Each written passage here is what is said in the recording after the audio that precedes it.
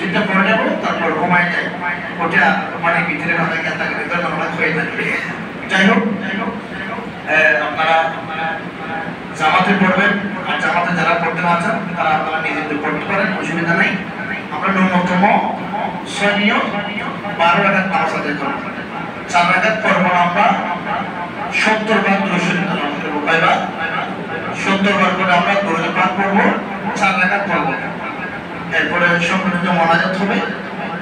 নামাজ শেষে আপনারা কিছুক্ষণ বসবেন, কিছুক্ষণ সময় দিবেন, কিছুটা এই লাইলাতুল বারাত সম্পর্কে বয়ান হবে। এরপর আপনাদেরকে ছেড়ে দেবো ইনশাআল্লাহ। কারণ এটা হচ্ছে ইবাদতের কাজ। আল্লাহ সুবহানাহু না দিয়েছেন কি জন্য? ইবাদত করার জন্য।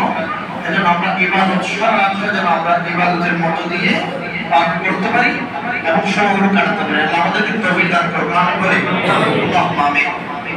আলহামদুলিল্লাহি রাব্বিল আলামিন ওয়া সলাতু ওয়াস সালামু আলা আশরাফিল আমবিয়া ওয়াল মুরসালিন ওয়া আলা আলিহি ওয়া আসহাবিহি আজমাইন। ربنا آتنا في الدنيا حسنة وفي الآخرة حسنة وقنا عذاب النار।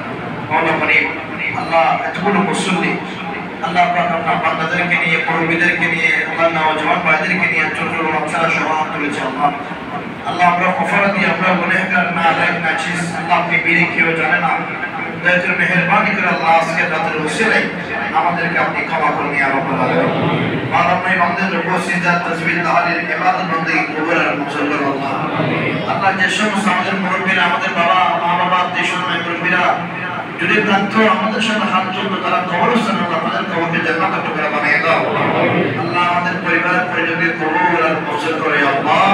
আল্লাহ প্রত্যেকের হায়াতের রিজিক দিয়ে আমাদের বরকত নসিব করুন ইয়া রাব্বাল আলামিন।